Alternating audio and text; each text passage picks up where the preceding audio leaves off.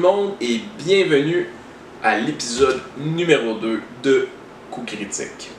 Donc aujourd'hui, je vais vous parler d'un jeu qui est un petit peu underground à mon humble avis, pourtant d'un designer extrêmement connu. Je parle d'Arcade Academy de Eric Lang aujourd'hui. Donc, je comprends pas que le jeu soit aussi underground parce que on parle d'Eric Lang en ce moment-là. On parle de la personne qui a fait Blood Rage, qui a fait Rising Sun et qui a fait plein de jeux ultra populaires. Arcade Academy, pour moi, a passé vraiment sous le radar comparativement à tout le reste de son œuvre. Puis pourtant, c'est un très très bon jeu d'introduction. Le jeu, grosso modo, vous êtes à votre examen final de magie dans votre académie d'arcade. Oh, j'ai le mot de jeu. Et dans le fond, votre objectif, c'est de réussir à jouer 8 cartes. Pour jouer ces cartes-là, vous avez deux façons de le faire. Ramasser des cristaux qui vont vous permettre de construire des objets, que ces cartes-là vont être des objets permanents qui vont vous aider à gagner plus rapidement ou du moins d'avoir des bonus à chaque fois que vous allez compléter une carte ou des points de victoire supplémentaires. Et de l'autre côté, il y a des sorts que vous pouvez lancer, que ça, vous avez besoin de votre énergie psychique qui va être représentée par une petite roulette avec un cerveau, carrément. Puis c'est ça. Fait que le but, c'est super simple, c'est jouer 8 cartes qui vont donner des points de victoire. Celui qui a le plus de points de victoire gagne la partie, tout simplement. Je trouve vraiment le jeu extrêmement bien fait dans sa simplicité, mais en même temps dans sa profondeur stratégique.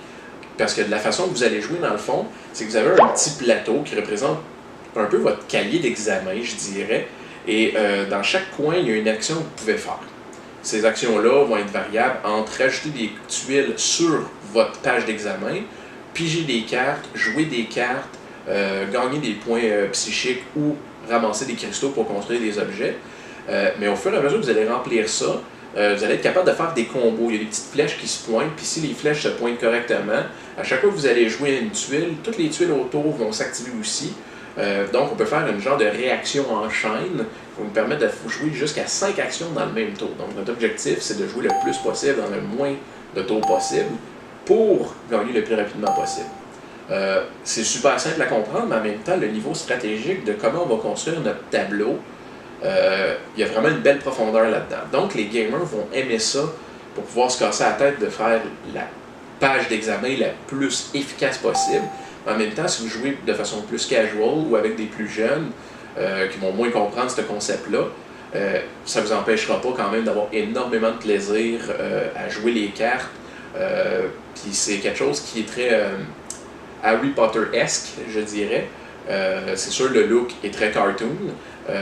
C'est très jeune aussi comme approche.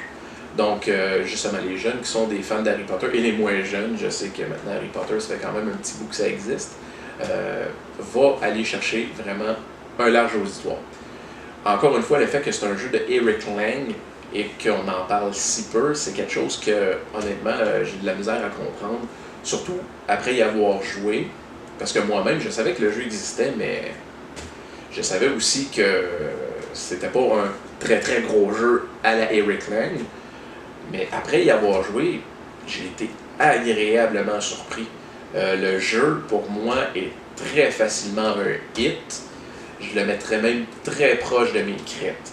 Donc, ce jeu-là vaut vraiment la peine d'être essayé. C'est très très bon. Visuellement, je donne une très très bonne cote. Niveau thématique, c'est complètement réussi.